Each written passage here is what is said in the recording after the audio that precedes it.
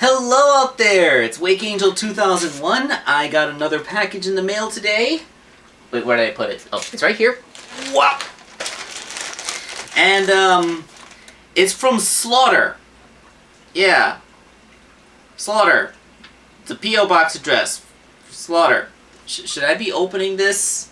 I'm not sure I should open this.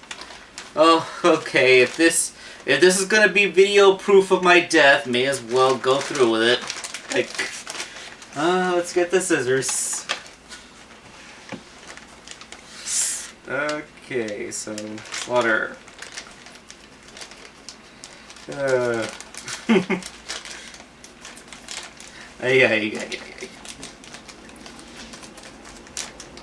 Can't spell slaughter without laughter. Alright. I got a little cardboard thingy. And it is a Dr. Halsey. Dr. Halsey figure. She is in there. Okay, I'm gonna be real with you guys. Dr. Halsey is a very generic figure that I use to make quite a lot of stuff. Most of all Rouge the Bat figures, but I use her to make just about any female character that might be in that particular scale. Yeah. Oh, come on, really? Okay, at least I could just slide out the side of that one. Yeah, Dr. Halsey.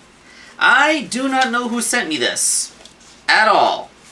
I don't remember a person named Slaughter who wanted me to make something using a Dr. Halsey figure. So, if you go by Slaughter, or ordered this figure from somebody named Slaughter online, then, you know, you're probably watching this video and you can let me know in the comments. And if you're Slaughter, and I'm gonna look over my, my Gmail account, and I'm gonna look up, see if any of you are named Slaughter, and then contact you that way also. So, yeah, whoever sent me this Dr. Halsey figure, don't know specifically what it's gonna become later on, but, yeah. Yes. Oh, and for the record, Dr. Halsey is the blankest buck in the Mega Construx line, and because of that, it's great for making a bunch of figures, especially if you want a figure that's not particularly busty, such as, you know, like a Forces avatar, like SNT was.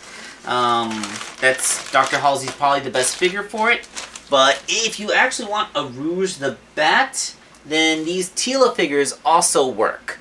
Like, there is a little bit more sculpting on the chest, but I had to sculpt over that anyway to make Rouge's bust, so that doesn't really matter.